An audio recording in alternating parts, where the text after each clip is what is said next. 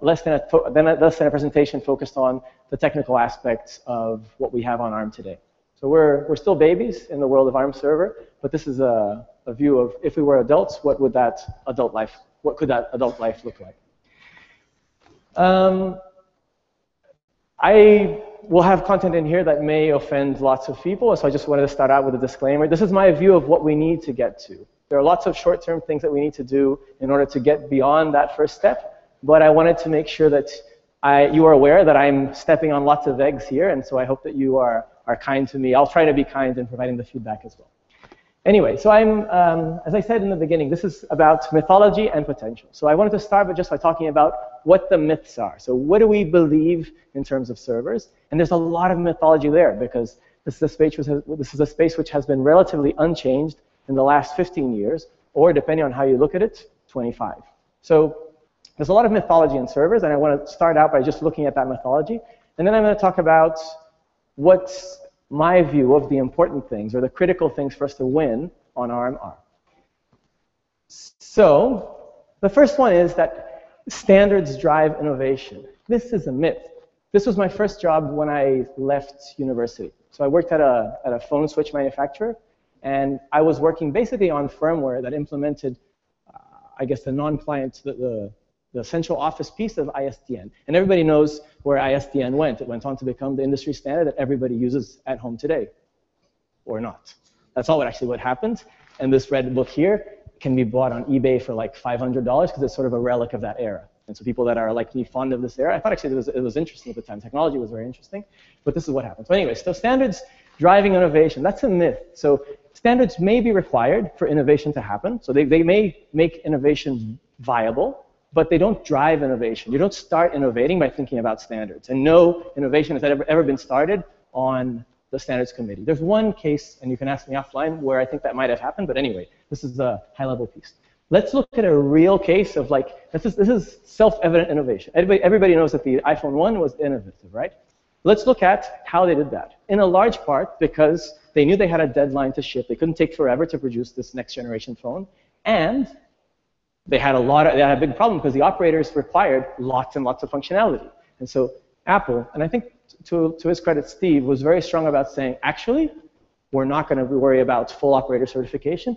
And so they shipped a phone which had no 3G, no GPS, no MMS, which is a requirement for any operator to ship a device, no MMS, no flash, no Bluetooth file transfer, no copy and pasting, no third-party application. You know how people say that the application ecosystem was what made the iPhone? No third-party apps on the iPhone. And no video recording, okay? Crappy camera, and yet, we know what happened after this. Nokia got sold for $7 billion. That's what happened at the end of this. Okay, the next myth that I want to talk about, that the IT buyer is a rocket scientist, right? So people think that the people that are employed in the CIO office or that are thinking about buying servers are rocket scientists. That they'll take all the servers in the world and they'll benchmark those and they'll do like very complicated trade-off analysis and then decide, this is what I'm going to buy. I'm going to buy a DL380. That's not how it works.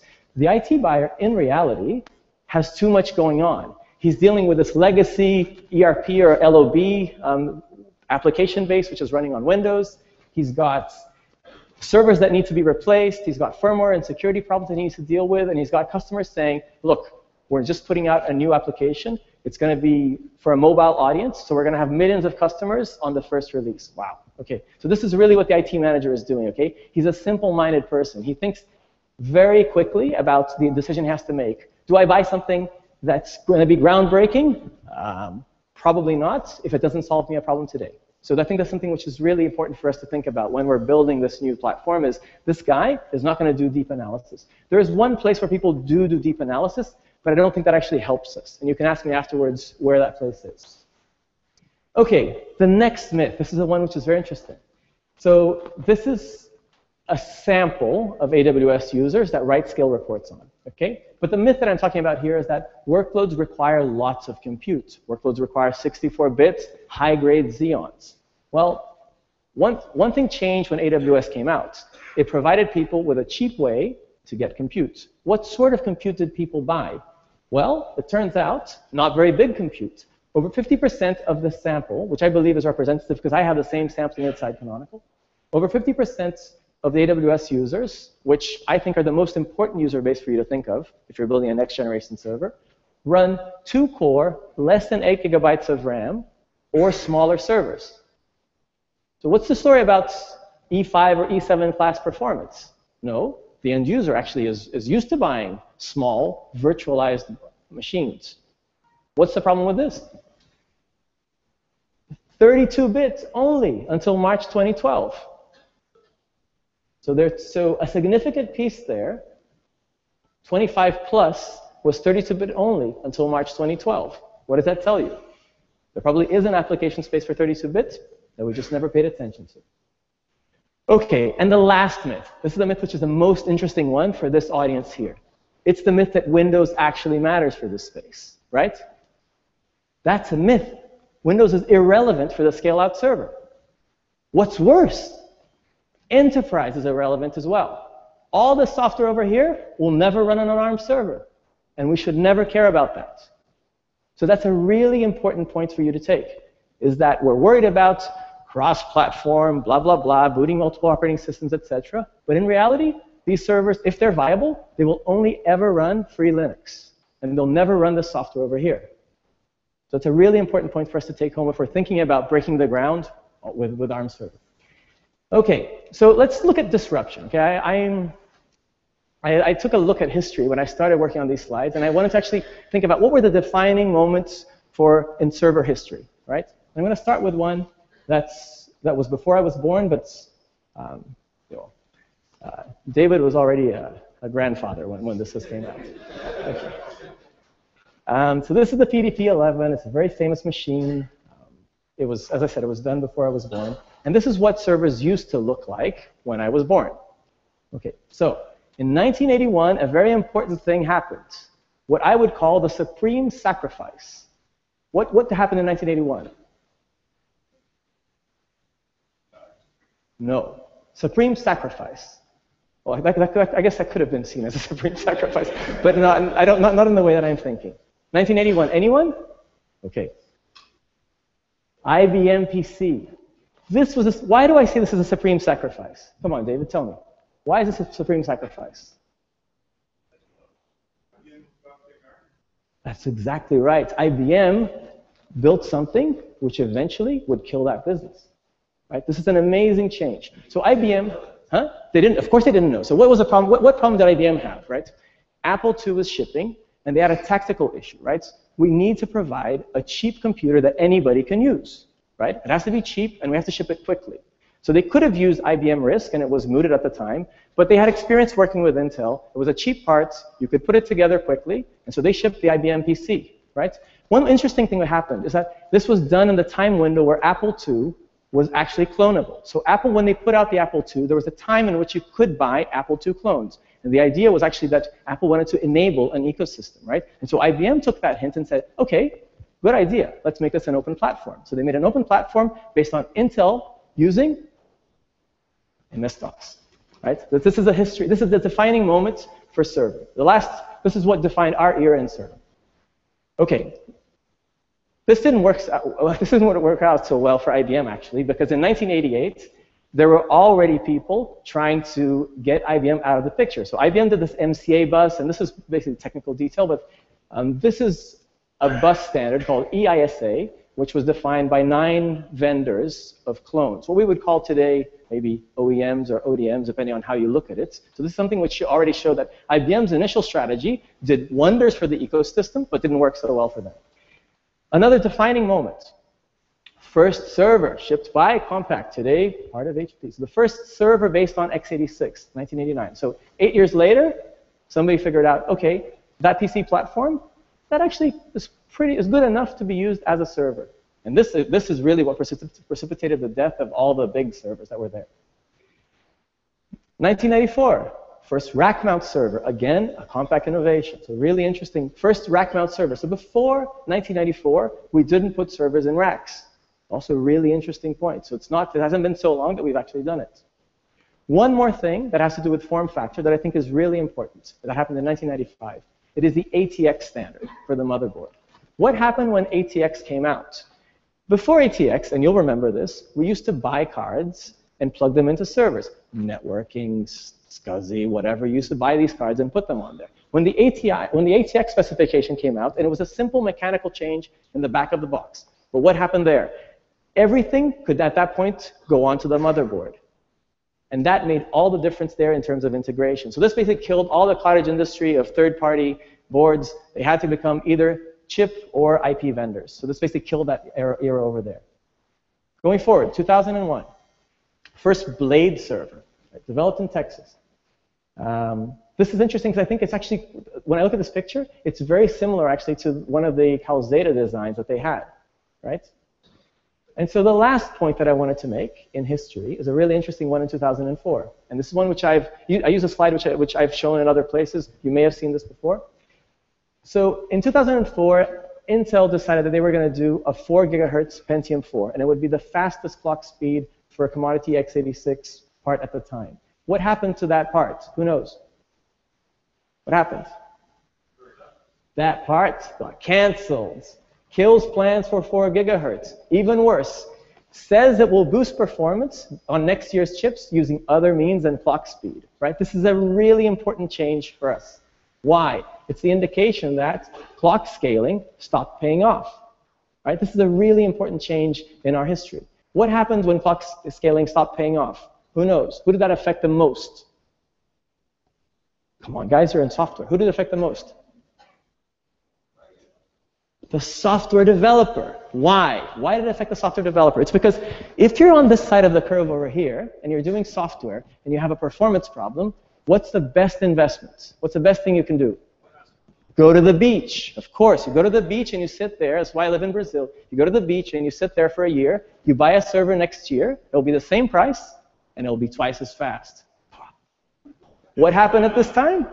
Lots of bad software got written, right? This is the world of the line of business ERP application. It's super complicated. It takes a long time for you to build. When you build it, you never want to touch it again.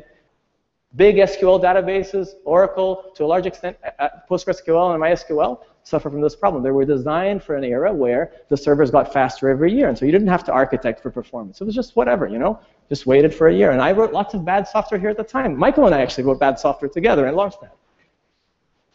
1,000 SQL queries for a web page. Who has done that? I have done that. Michael's done that. Okay, why could you do that? It's because we told them, just buy a server with enough memory that all the database fits in RAM. And so, of course, you get a performance boost out of that, but it feels like you're kind of pushing at the edge of it, right? If you have a user explosion, for instance, and your data doubles, then you're dead.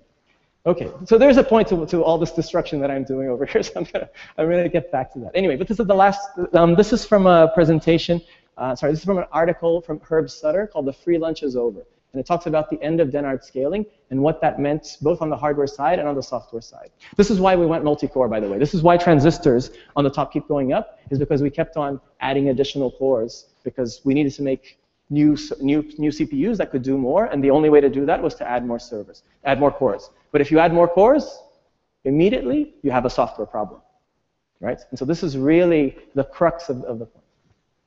Okay, so if I'm saying all this happened, what changed since 2004? And I postulate that on the x86 side, not much. You know, we haven't actually seen a revolution since 2004. So it's been 10 years that you could buy a Blade server. And if you go out and buy a Blade server today, it will perform better, but not dramatically better. It will cost less, but not a lot less, right? So we've had a decade of incremental change, right? What's changed, however, outside of x86 server, in the way people consume servers, and in the way that people demand services from servers.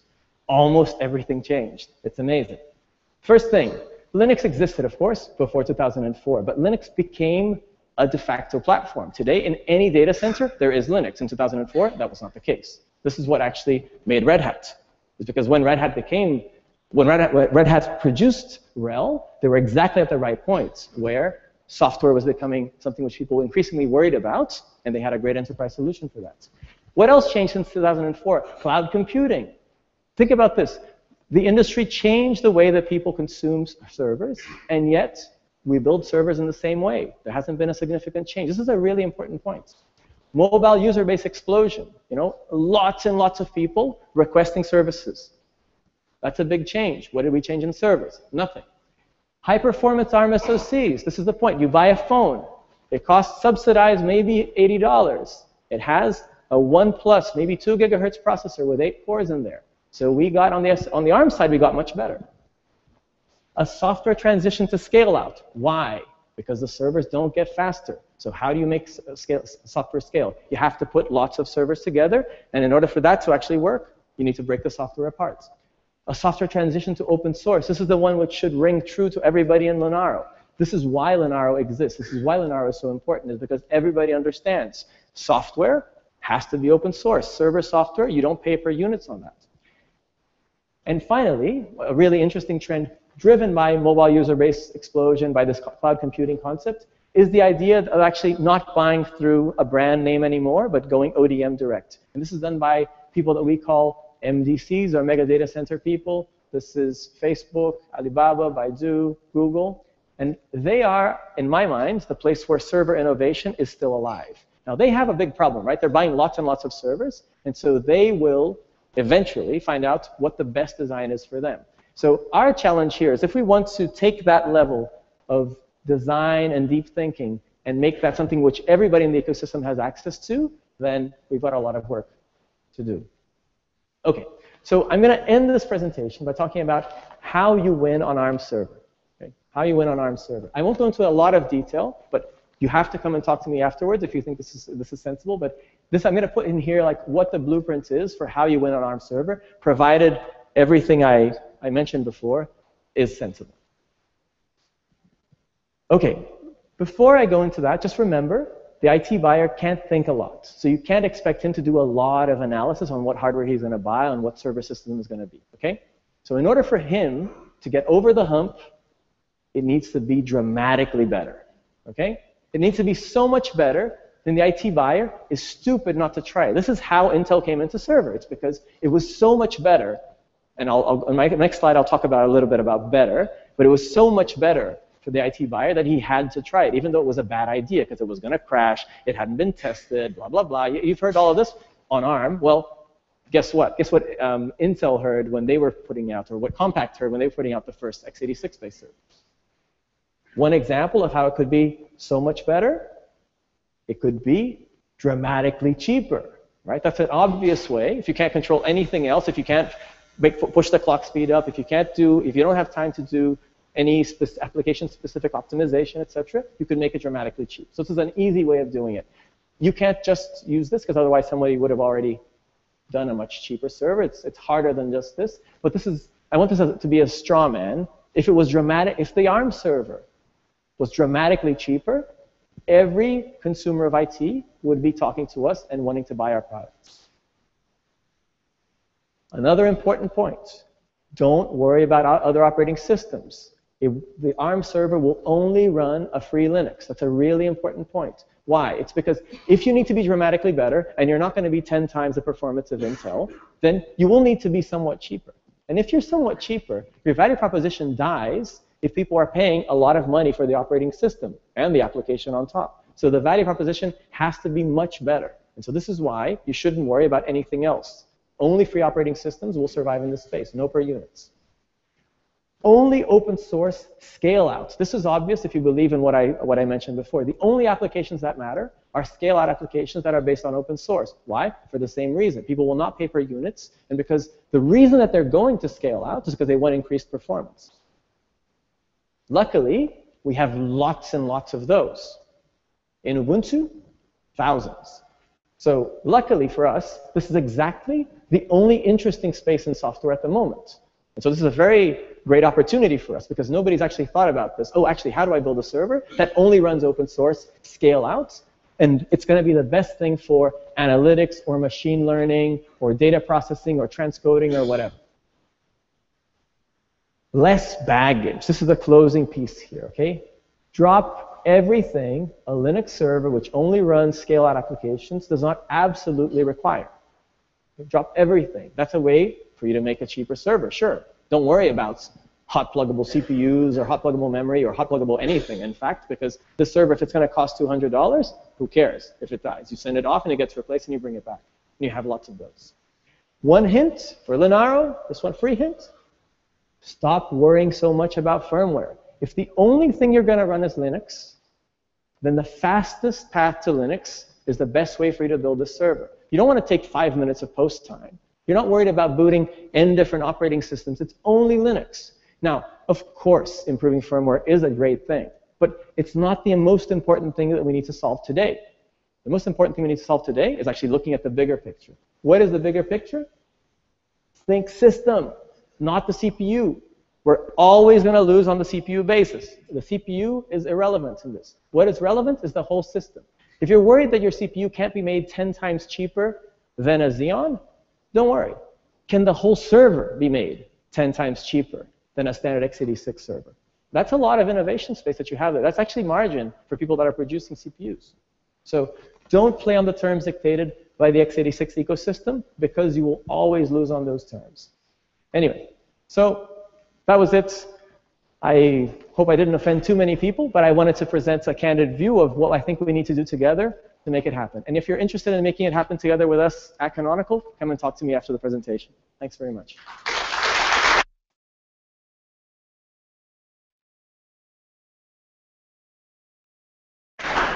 Thank you, Kiko. Thanks. Thank you, Linda. Can we take a few questions for Linda and Kiko?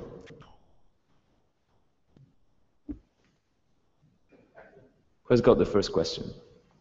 Andrew, if everything's going to be free Linux, free software stack. Yeah. Very good question. Okay, Andrew, I thought we were going to talk about your costume for tonight. The question is, if everything is going to be free, the operating system and the software on top of that, then how are people going to make money? You know, people actually do get creative about making money. You don't really have to solve that problem from a postulating position. But I said this in a simplistic way. In reality, there will be business models around software. There will be business models around even scale-out open source software. There are lots of people today that produce open source software that is open core, right? There's a piece of software which is free software and a version of the software which is not free software, or it's attached to a service which is not free software, or which is controlled by someone else that bills you every month. I'm sure that a lot less money exists in the space of the software which is delivered to run on the server today, right? That value will migrate into services, will migrate into other things. So, and this is ultimately, this is the effect of open source. If you look at it, there's less money spent on operating systems today than there was before Linux existed, right? But I think it's not like because we need to save money on free software that this industry died. In fact, we have a lot more compute, we have a lot more users today than we did before. So I'm sure the industry will figure it out.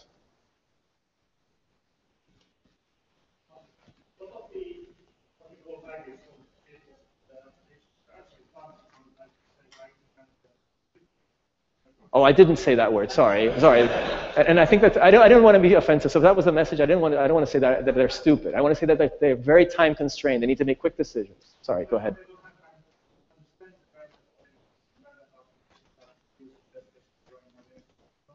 Yep. Trying to get the software that is user-friendly, but dumbed down. But you actually recommended not care about it because it's not where the progress is going to be. The problem with enterprise software, that's not actually what maybe I misrepresented, but the problem with enterprise software in general is that it's very expensive, right? That's the first problem with it, is that if you're making a value proposition in which the hardware is 10 times cheaper, but you're paying $100,000 for SAP Business One, then it's difficult for you to make that decision. So that's the first piece of it. Some of the money you pay is for the ease of use, right? Sorry? Some of the money you pay is for the ease of use. I'm not sure I agree with that. I think open source today is really easy to use, actually. But let me go back to this. Let me go to this point. So anyway, that's one first point. The second point is that like line of business applications haven't been re-architected to scale out. So they all have a performance problem, right? Now, what do I think is going to happen? People are not going to, in a year's time, or even in 5 years' time, re-architect all the line of business application landscape, right? Those servers will continue to exist, they'll continue to run, they'll run RHEL, people will pay lots of money for the software and for the applications, and that's great. That area of the market does not grow. It's fundamentally uninteresting. And if you want to go and compete in that area over there, you're dead. You know, there are people do actually care about having 1 terabyte of RAM and 16-way Xeon E7s. So don't go into that space over there. Leave the enterprise people alone. Don't poke them over there. Look at the opportunity. What are people actually deploying in huge volumes, greenfield deployments? It is stuff like Hadoop. It is stuff like web servers. It's scale-out storage because they don't want to pay millions for the SAN. That's where the opportunity actually is. So I'm not saying that we shouldn't focus on enterprise ever. But if we worry about this today, you're distracted. You're thinking about the wrong problem. The right problem is what's going to get ARM server deployed on the next 10,000 node Hadoop deployment. That's what you need to think about. That is the actual problem that we need to focus on. That's why I think enterprise is just uninteresting. It's not that there's not money there. Of course there is money there. And the ease of use point that you made, yes. The big challenge with scale out that I didn't talk about here is that there's a management cost that comes with it. You have 100 servers instead of having 5. When you had 5 servers, you gave them names and you installed the operating system using a CD-ROM or a USB stick. If you have 1,000 servers, you can't manage it that way. So that's where I think actually ease of use does matter for scale out. It is how do you provision 1,000 nodes at once? How do you get the software out there? How do you update it? How do you put security updates out? You know, problems which are easy to do when you have a small number of servers, but when you go to 1,000 servers or 10,000 servers or 45 servers in a box, you start having a problem. There is actually no USB port. There's no CD-ROM. How do you actually get the software on the thing in the first place? So those, I think, are ease of use problems that scale out brings, that companies like Facebook and Google have solved for themselves internally, but we haven't democratized. We haven't made that available to the wider public.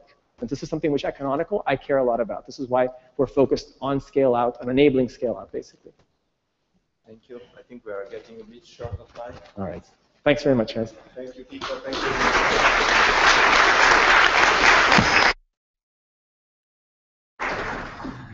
So since I have the microphone, one last comment on that. Basically, this is about disruption, what Kiko just talked about. Disruption is about playing the game differently. If you play the game the same way the last people did, you're on their turf. This is about playing it in a different way, and I think he's outlined some interesting thoughts. So why am I here? Quickly recognize a really big success. We have a lot of successes every day at Linaro and all of your member companies, but it's nice to highlight some key things that have happened, especially recently. So we talked about this, I think, a couple days ago. We had the Opti solution, which has been open source. Thanks to a lot of work by development at ST in the first place, and then a whole team of folks trying to migrate that from where it was into an open space. And actually putting something in the open like this is a lot harder than I realized. And so that was a big effort. So I want to recognize the people there. So if you could please stand up when and by the way, I'm an American from Arizona. Asking to speak names from a foreign country is difficult, so I apologize if I screw that up. So if you could stand up quickly, I want to call your name. Herve? Is he here? Nope. Okay. Hervé? Etienne? Is that how you say that? Okay, close. Good. He's here. These guys are all working. Frank? I know Christian's here, please. Christian, I saw him earlier, and the other. Thank you. Pascal? Very good. Thank you. Cedric? Yes, thank you. And Eric, is he here? Nope. Okay, and then the Linaro folks are Joachim. There we go. Jens, and our favorite Dave Rustling. So for anybody who got the name call, please go to the reception desk. We have a little something for you as a thank you. And again, thank you for all the hard work.